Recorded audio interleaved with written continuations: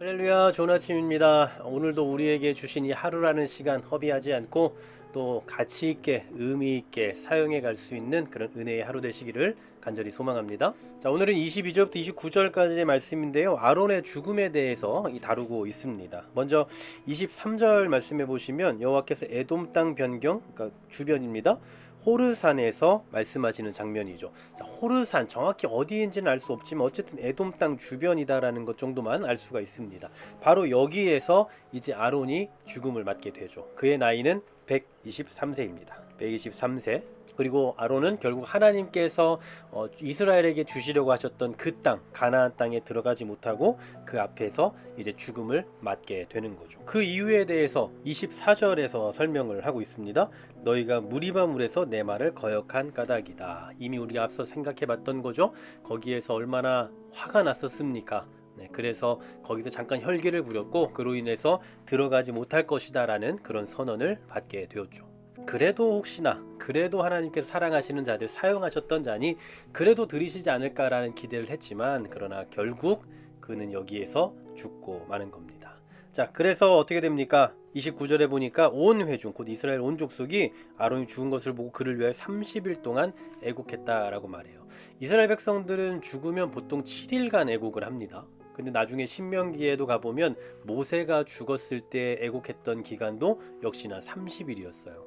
물론 아론도 이렇게 그의 죽음에 대해 온 백성이 애곡하는 기간이 길었다라는 것은 그가 대제사장 직분을 맡고 있어서 그래서 중요한 역할을 했기 때문이기도 하겠지만 그만큼 이스라엘 백성들에게 영향력이 있는 사람이었다라는 것도 알 수 있는 부분입니다. 자, 오늘 본문 24절 말씀해 보시면 아론은 그 조상에게로 돌아간다라고 이야기하고 있어요. 조상들이 누굽니까? 이미 먼저 가신 분들이죠. 그들에게로 돌아간다.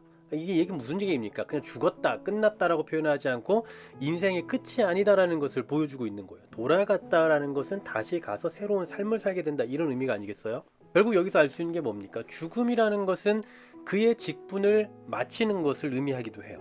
실제로 28절 말씀해 보시면 모세가 아론의 옷을 벗겨 그의 아들 엘르아살에게 입히는 장면이 나옵니다. 그러니까 이제 엘르아살에게 그 직임을 맡기는 거예요. 후계자로 임명하게 된 거죠.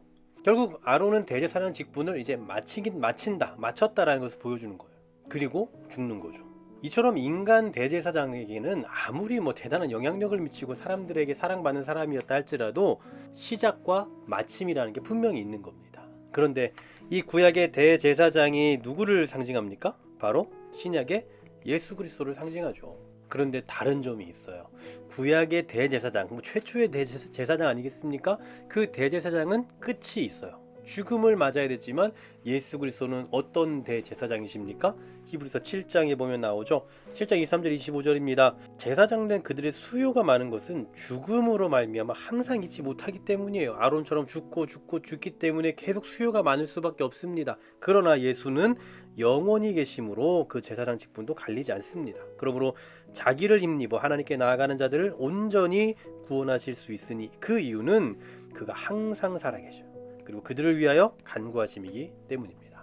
우리의 대제사장이신 예수 그리스도는 부활하셔서 항상 살아계시는 분입니다. 우리의 영원한 대제사장으로 계시면서 우리를 하나님께로 나아가도록 한다는 것, 이것이 정말 큰 은혜 아니겠습니까?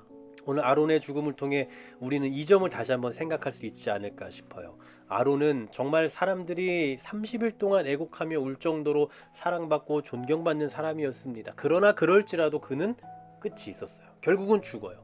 그러나 그가 상징한 예표였던 실체인 예수 그리스도는 어떻습니까? 그분은 영원하시다라는 거. 오늘도 저와 여러분이 믿고 섬기며 사랑하고 따르는 그분은 영원하신 분입니다. 그러므로 우리가 의지해야 할 영원한 대제사장 예수 그리스도이심을 기억하시면서 우리가 믿는 예수 그리스도는 어제나 오늘이나 내일이나 영원토록 우리와 함께 하시고 우리와 동행하시는 분이라는 것, 아론과 달리 그렇게 우리를 사랑으로 날마다 순간순간 이끌어 가시고 함께 하시는 분이라는 그 확신 속에서 오늘 하루도 신앙인으로서의 그 빛을 바라며 살아가시는 우리 모두가 되기를 간절히 소망합니다. 주님 감사합니다.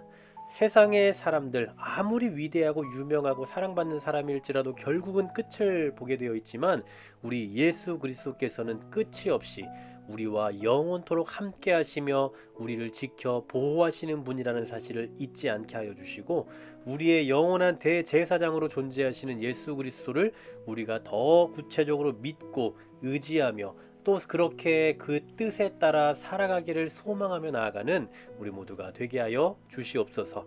우리에게 오늘도 영원한 대제사장으로 계셔 주신 예수 그리스도의 이름으로 기도하옵나이다. 아멘.